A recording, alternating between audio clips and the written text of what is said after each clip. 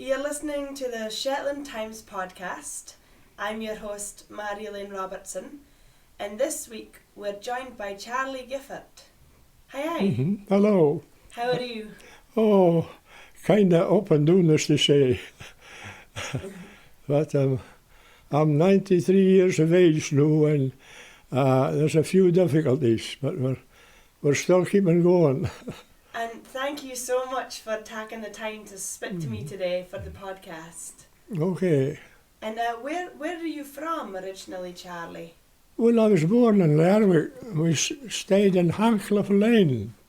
Now, when we were brought up there, that lane was full of people. It was the centre of the town. When you think that Borough Road, everything west of Borough Road was green fields, maybe an odd cottage here or there, but that was the country. So the lanes of Lerwick was the centre of Lerwick, and there were literally hundreds of people and a lot of young folk in the lanes. So it was Handcliffe Lane, and I think that most of the young folk that was there when we were passed on, but lived there for I was about 18, and then it was in the wartime, and you were called up for a medical for the services. And I packed my name down for the Navy and went up with the rest of the boys, but unfortunately failed my health test. I didn't have it long, and then they told me that it was because of your heart. Oh. So that failed me in getting into that thing. I'd put my name down for the Navy. I thought I was going to get that.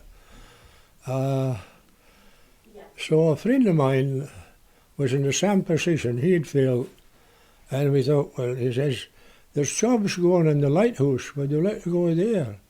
Well, I says, it'd be better than this, because I was home and at that time I was working in Todd's, which is now Harry's. Todd's was a warehouse, and that was Todd's and Aiken Light were two of the main warehouses in Shetland. So we left, and I was sent off. And I mind the first time I came to Aberdeen, you saw there's trams and trains, and never seen you before in your life. And train took me away down to a place called Cullentrang, away down in the southwest of Scotland, to a lighthouse there. And I mind the night was a bonny night, and there were thousands of birds that came out when the light came on, and they had made a mess over everything. And our first job was me to go up on the top of the tower with the other man and clean all this off with the lenses. I'd never been up a height like on before in my life. So anyway, we got that done. And after that, when you were what they call a supernumerary, you were sent to different lighthouses to try you out to see what you would think about it. So after that, I was sent to Gifford. That was one of the worst lighthouses in Scotland. Is that on an island? That's on a rock. Oh. Yeah, a rock light. And told me one of the worst light, damp oil. And you had a 40-foot iron ladder to climb every time you come out and in the lighthouse, because it was that high. Just a rung ladder? A rung ladder, yeah, which was wood and slippery. So you had to try and watch what you were doing, going up and down this ladder. Now, the first thing I got, of course, before I came there, was to go off with the lighthouse tender, the ship. And then they lowered a small boat, and a rock was thrown ashore to the slip wire where the lightkeepers was. We had a bit of a derrick, and we got the end of this rock, they put the foot on the hook, head on, and they pulled you across, no matter what the weather was like. Seriously? Yeah, it was heading on, and they foot on the hook. But there's something more. When they can't, you were a rookie, a starter. They weren't in a hurry to take you ashore. So the waves kind of came up about your neck a bit. So that was my first baptism or landing on a rock light. Did they give you much training afore, or did they train you on the job? There was no training, and I'll tell you, when I see the carry-on they have about safety today, there were absolutely no safety that I saw, and I never saw a life jacket. I had no life jackets. Nobody seemed to. That was just like that. Please tell us about the day-to-day life of a keeper. Yeah, 'Cause well, it's all just right a then. job that's being lost. Okay, in time. it depended on the light, whether it was a rock light or an island light, whether you were two there or three. And you took watches, maybe 4 hours on, 4 hours off, or 6 hours on, 6 hours off. Your job mainly was to keep the place clean. And there was a big chart up on the wall, the lighting up times. So the light was a incandescent lamp, just like a great big tully lamp. They were all different kinds. Now you got a pretty glob of material you dipped into methylated spirits and you put under the light, and that headed up the burner. Then you turned on your paraffin and your air, and away she went, you got your bright light. Now, that's the light shining. But then there were great big lines around it. There were all different kinds of lenses. Yeah. But the lens was just like a great big clock turning around at a set time. But it had to be wound up. So the time of winding up depended on the height of the tour. Oh, I never thought about that. Yeah, because it's like a weighted clock. Yes, Fixed just out. like a great big clock. Yeah, I And never he thought would- about the length of the tour. You'd sit there maybe reading about and you hear the click, click, click, click. That's the timer going. But you didn't want them to stop because that means the weight had run out. Yeah. So you might, according to the height of the tour, you might have a wind every half hour or something, that wind up this clock. And then, of course, when daylight come out in the morning, you switched that thing off. And because you were the last thing, you would go down and make breakfast. Oh, yeah. Yeah, and they cook for you. Now, it's no like at the end of the lighthouse service, the end of the time, they had all fancy electric. We no electric, grain of paraffin. You had a paraffin stove. We had a big fuel stove in the lighthouse. We had a chimney out, but for heat. But for cooking, it was just a paraffin stove. And everything was kind of smells a pretty bit of paraffin. So you would make your porridge or bacon and eggs with plenty of food, and that was your breakfast hour. Then you go up the tour and polish the lines. You had to be polished every morning to keep them good. That would take an hour or two. According to the weather, you might down on the rock or wherever you were, go for a bit of a walk around just for a thing. Then you get up, and if it was your week to do the cook, and you had to make the dinner. So you had to learn the cook whether you liked it or not. And that was then afternoon, you decide somebody, whatever the shift, you might go for a sleep, the enemy would keep watch. And then when light up time came, they would change over maybe 6 o'clock at night, you would be clear and they would be on watch till midnight. And so you slept time about. Yeah. And then you repeat it the same the next day, and so on. Now in the summertime, this lighthouses had to be painted. And it was usually done, I don't know what they used at the end of the day, but they used then was just lime wash. Now lime is not awful fine stuff to work with, Yeah. especially when it's in a big bucket of water, and that's your lime wash. And you had to start for the rail that's around the tour, there's a safety rail, you know, and then there's your whole tour below. Now paint it. And that you have was a board, what they called a bosun's chair. There's a board with 12 pins in it, and you sat there and you let your sail down, and then you paint it with this lime wash. unless it was a kind of breezy day. Yeah. And if you got lime wash in the face, you can't do was gotten. But we had to do the whole tour from top to bottom, keep moving around, lime wash the whole tour. And then there were lots of pieces of things outside. This was a daily life in the summertime. Derricks on the iron railing and things like that needed painting. That went on all summer.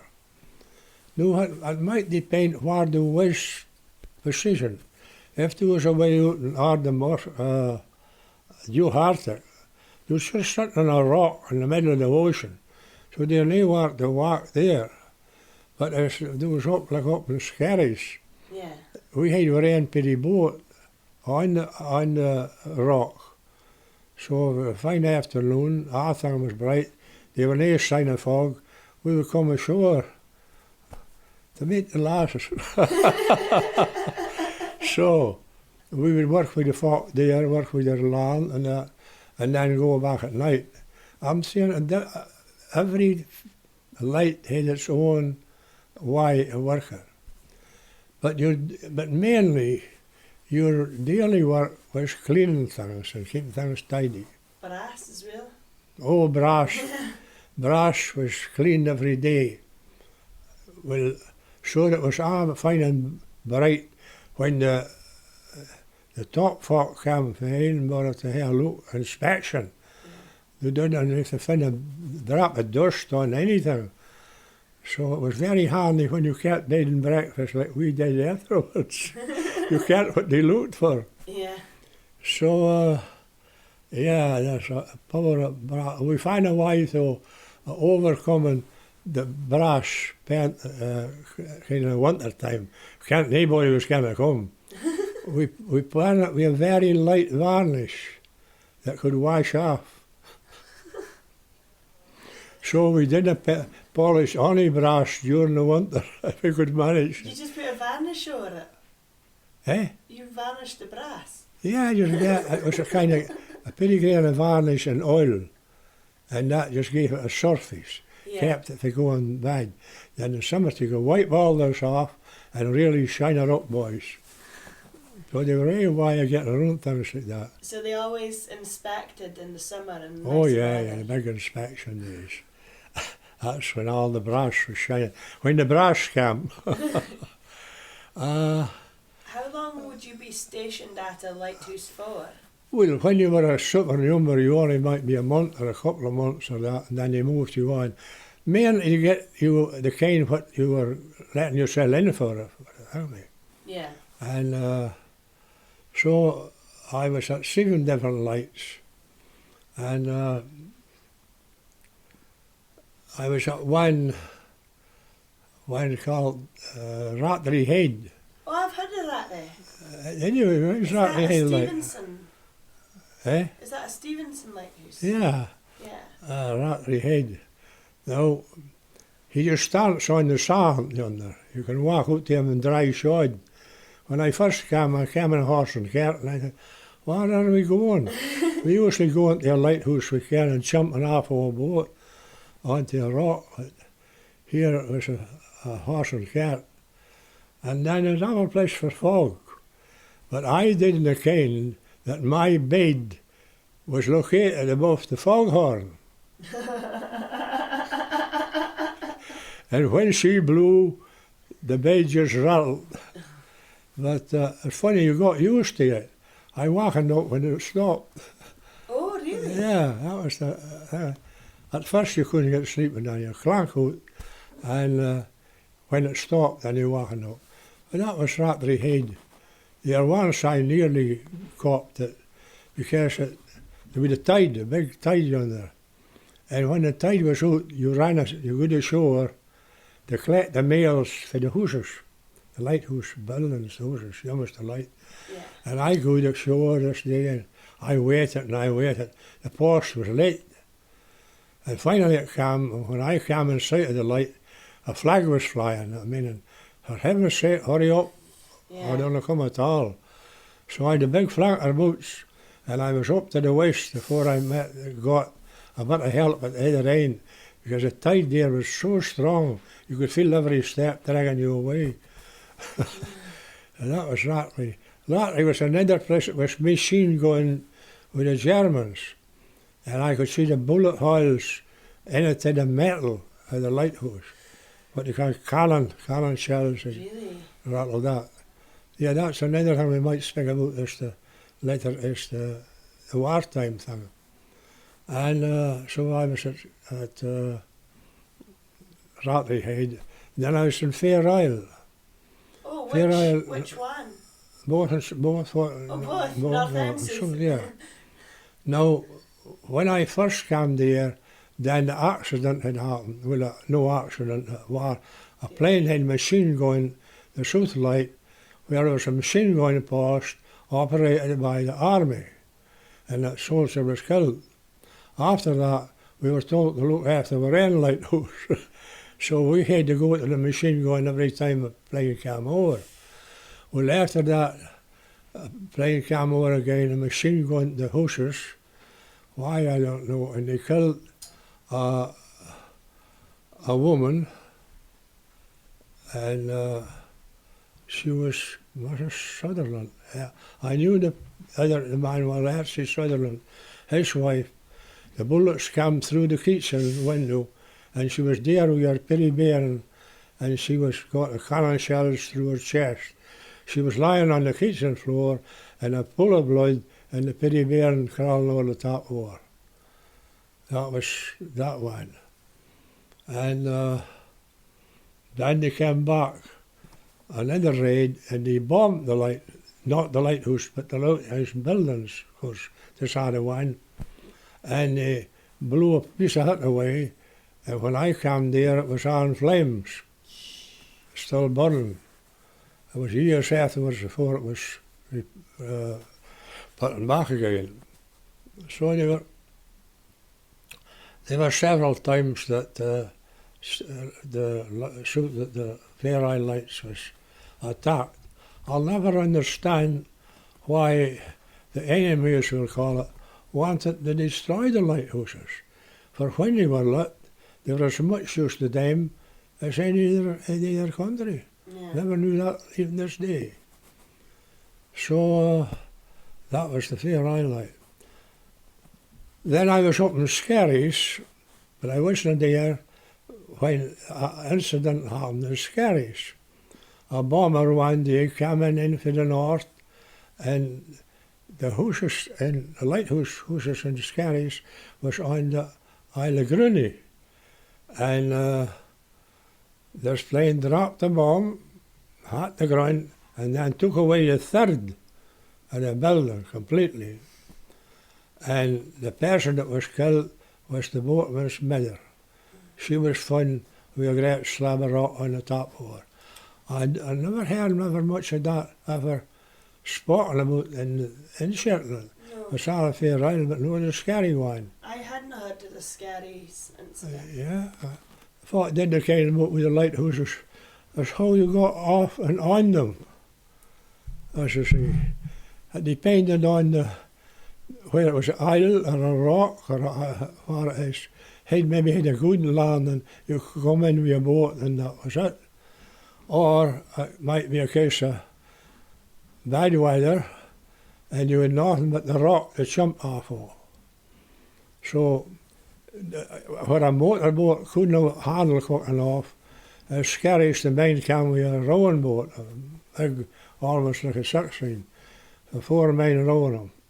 And they would push her into the rock, and you standing there, take your time, jump when she rises, and you the jump.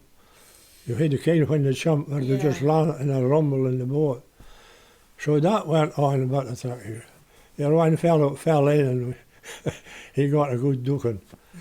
But so it all depended on the different type of light.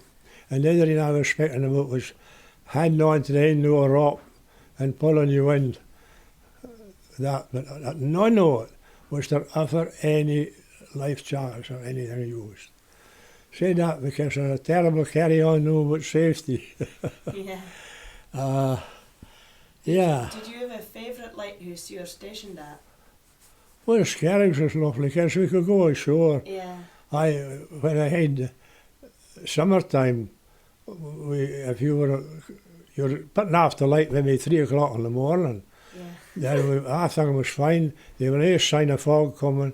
We thought we'd be able to come ashore At and 3 go in the morning. Yeah, 3 o'clock in the morning, lovely morning. And go and look to our krills. We had 20 krills that we wrote with for fun. So there plenty of fishing and that. And then help on the fort and with her work at the craft. And that's where I met Winnie. She died just recently, you know. I was Winnie for the Scaries, your wife. Yeah, that's where I met Winnie, Scaries. I could tell this story about that. Yes, please. That'd be lovely. It's Scaries is made out of the 20 different islands. There's the East Island, the West Island, Groenie. And the Boone Scarry was called where the lighthouse stood itself. Now, Winnie and me had had our holidays down in Lerwick, and we made the arrangements for where we would have our wedding, and we hired one of the hotels. So I was fine. So we came back to Scarries. Now at that time, we'd no telephone, we'd no wireless, nothing. If you wanted to bring attention to yourself, if it was daytime, you would put up a flag and fire off a rocket. There was no way of getting a communication. Yeah. So one day, my mother and Larry got the word that the hotel was going to do alterations, and we wouldn't get the hotel. So we'd hurry up and try and find another place. What happened then was my mother had to get in touch with Winnie and me. So she'd go up to the golf course here, to the, what you call them? To the nab? Eh? To the nab. To the nab, and speak to the boys there, for they had a communication with their with the post office in Scarries. That's the only communication they were. So Mum got there and operated the over and out thing and got a word across to Winnie. Now the fun was, how did Winnie get in touch with me? And this is the funny bit that happened. Now, she was on the West Isle, and the Lighthouse buildings was on this Isle of Groenie. And across the water for that, maybe no as far as across the harbour here, was the Lighthouse. So it wasn't whether to come after the light. So when he got the boatman to take her to Groenie, across there, got up to the houses, and there you had the big telescope. Alongside the houses was great big 400-gallon tanks of rainwater off the roof. Yeah. And we had painted black.